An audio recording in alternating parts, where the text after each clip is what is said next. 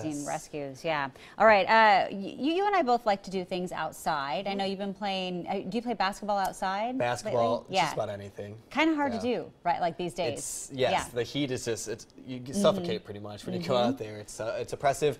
It's smoky outside. It's hazy. It's a little muggy. We're going to stay that way this afternoon. We haven't seen much rain at all. It's been 53 days, which ties the 5th consecutive dry day record that was also in 1980.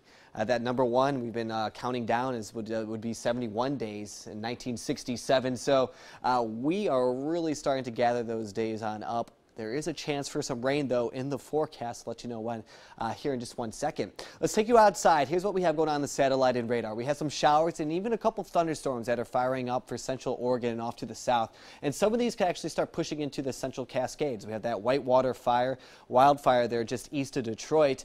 And you know what? These thunderstorms aren't going to do much to help that at all. So it's this area of low pressure that's causing all this fuss. It's bringing in that moisture and some of that energy. With the daytime heating that we're getting from the sun, that's what's leading us to some of these thunderstorms this afternoon. Now, these shouldn't approach us here in Portland, not even as far south as Salem, but they're definitely going to be right around the central Cascades and off to the south for areas like Medford. And they're going to produce a lot of lightning, not a lot of precipitation with it, so it's not going to help those wildfires at all as we go into this afternoon. Our temperatures are pretty warm. If you do want to be outside, we were just talking, Jenny and I, and we like to do things outside, and it's just hot out there. If you're going for that bike ride or if you're going for that jog, on top of the air quality that's really low right now, it might be better to maybe wait a couple of days because it's going to get better. 85 right now for Lake Oswego. We have 81 for Hillsborough, and not even 80 yet for Forest Grove at 79, and West Linn right around 79 degrees too. Upper 70s for a lot of us here on the east side of the metro area. We have PDX at the airport 77, Vancouver 77, and Battleground right now at 83 degrees. How about that? What to expect across the state? Still pretty cloudy along the coast. They're going to take some time to kick those clouds out of here, so just keep that in mind if you're going to maybe do an afternoon along the coast. It might be a little cloudy. 90s here for the valley and the gorge. The central section right around 97. We'll probably be right around the lower 90s this afternoon.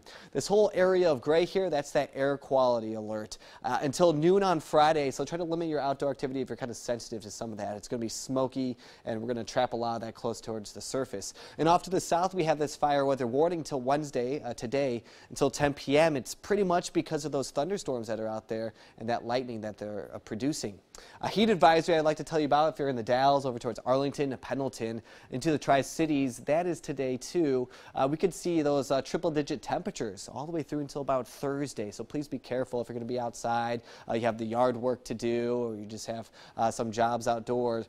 You're going to want to grab the water because it's going to get pretty hot.